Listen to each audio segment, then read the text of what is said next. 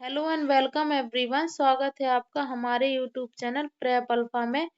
तो हमारी एक सीरीज चल रही थी जिसमें हम जनरल अवेयरनेस के पीवाईक्यूज डिस्कस कर रहे थे, जो एनटीपीसी का ग्रेजुएट लेवल का अभी जून में एग्जाम हुआ था। तो हमने पॉलिटी के 200 क्वेश्चंस तक अब तक डिस्कस कर लिया। अब इसके आगे 201 से स्टार्ट करते हैं।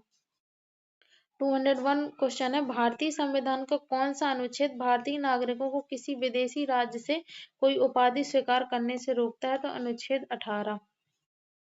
भारतीय संविधान में उल्लिखित कितने रिट मौलिक अधिकारों को लागू करते हैं? तो 5 रिट।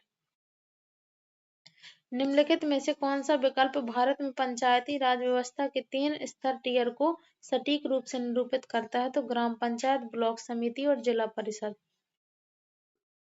अगला है, भारत में पंचायती राज व्यवस्था की त्रिस्तरीय संरचना में कौन सा निकाय आधारभूत स्तर पर चुना जाता है? तो ग्राम पंचायत।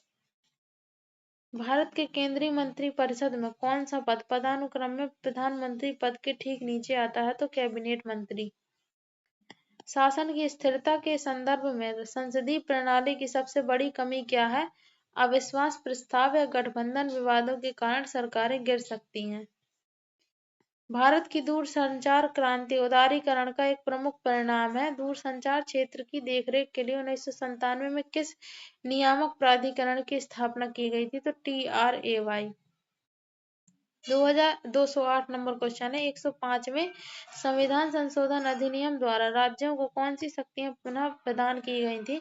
तो अन्य पिछड़ा वर्ग, ओबीसी सहित सामाजिक और शैक्षणिक रूप से पिछड़े वर्गों जैसे कि SEBC का निर्धारण करने की शक्ति।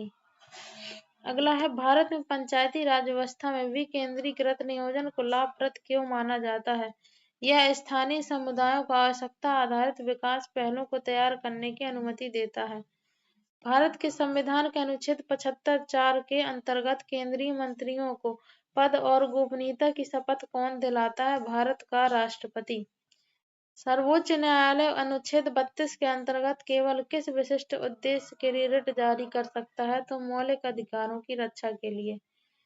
उच्च न्यायालयों में न्यायाधीशों की नियुक्ति करते समय भारत के राष्ट्रपति को भारत के मुख्य न्यायाधीश और संबंधित राज्य के मुख्य न्यायाधीश के अतिरिक्त किन अधिकारियों से परामर्श करना आवश्यक होता है? तो राज्य के राज्यपाल। सहकारी समिति कानून के अंतर्गत निम्नलिखित में से किसे अपराध माना जाता है? तो गलत जानकारी देना। निम्नलिखित में से क्या भारत में न्यायिक समीक्षा का एक प्रमुख कारण है? तो संविधान की सर्वोच्चता और मौलिक अधिकारों की रक्षा करना। भारतीय संविधान की 6ठी अनुसूची किस क्षेत्र के जनजातीय क्षेत्रों के प्रशासन से संबंधित है? पूर्वोत्तर भारत।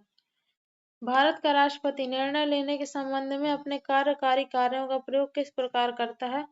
राष्ट्रपति, प्रधानमंत्री और केंद्रीय मंत्रिपरिषद की सलाह पर कार्य करता है।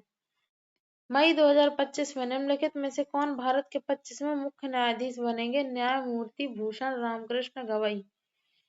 अगला है, भारतीय संविधान के अनुच्छेद 164(3) के अंतर्गत राज्य मंत्रियों को पद की शपथ कौन दिलाता है? राज्य का राज्यपाल।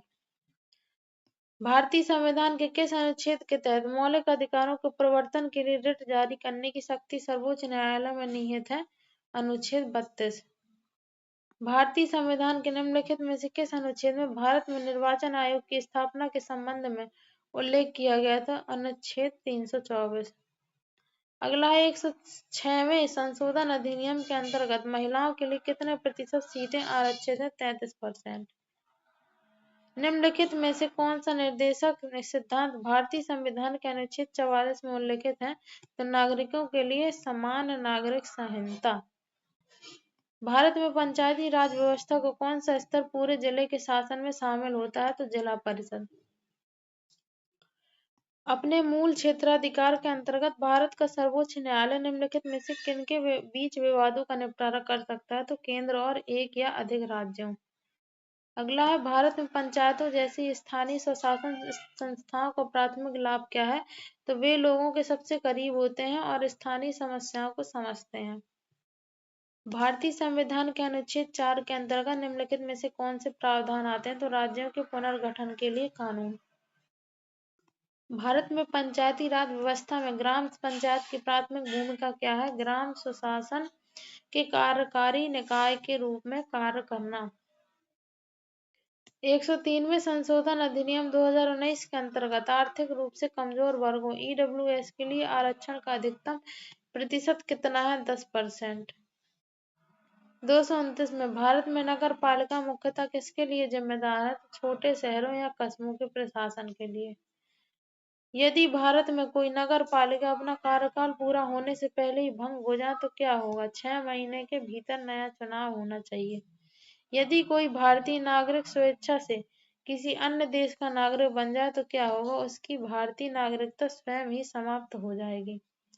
नागरिकता अधिनियम 1955 के अंतर्गत निम्नलिखित में से किसकी अनुमति नहीं है? तो दोहरी नागरिकता। भारतीय संविधान के 42वें संशोधन को सामान्यतः किस नाम से जाना जाता है? तो लघु संविधान। सर्वोच्च न्यायालय में न्यायाधीशों की नियुक्ति करते समय राष्ट्रपति को निम्नलिखित में से किससे परामर्श करना चाहिए? तो भारत के मुख्य न्यायाधीश। भारत में विभिन्न राज्यों और केंद्र शासित प्रदेशों के बीच राज्यसभा में सीटें आवंटित करने का प्राथमिक आधार निम्नलिखित में से कौन सा है? प्रत्येक राज्य या केंद्र शासित प्रदेश की जनसंख्या। भारत में राष्ट्रीय मानवाधिकार आयोग का मुख्यालय कहाँ है? नई दिल्ली। जब कोई भारतीय नागरिक अपनी नागरिकता का त्याग करता है तो क्या होता है? वह अपनी भारतीय नागरिकता खो देता है। भारत में पंचायती राज व्यवस्था के संदर्भ में ग्राम पंचायत शब्द का क्या अर्थ है? ग्राम स्तर पर स्थानीय सरकार। भारत में नगर पालिका में प्रतिनिधियों का कार्यकाल कितना होता है? 5 वर्ष। अप्रैल 2025 तक की स्थिति के अनुसार भारतीय संविधान की 8वीं अनुसूची में कितनी भाषाएं सूचीबद्ध है? तो 22। 101वें संशोधन अधिनियम 2016 द्वारा कौन सा प्रमुख कर सुधार पेश किया गया? वस्तु एवं सेवा कर जीएसटी। 86वें संविधान संशोधन अधिनियम 2002 द्वारा कौन सा मौलिक अधिकार विशेष रूप से बच्चों के लिए पेश किया गया था? तो बच्चों का निःशुल्क और अनिवार्य शिक्षा का अधिकार। इसी के साथ हमारे पॉलिटी के जितने भी क्वेश्चंस थे वो सारे कंप्लीट हो गए। अब हम इसके आगे के वीडियो में इकोनॉमिक्स के क्वेश्चंस स्टार्ट करेंगे। Thank you so much for watching. पढ़ाई करते रहिए। All the very best.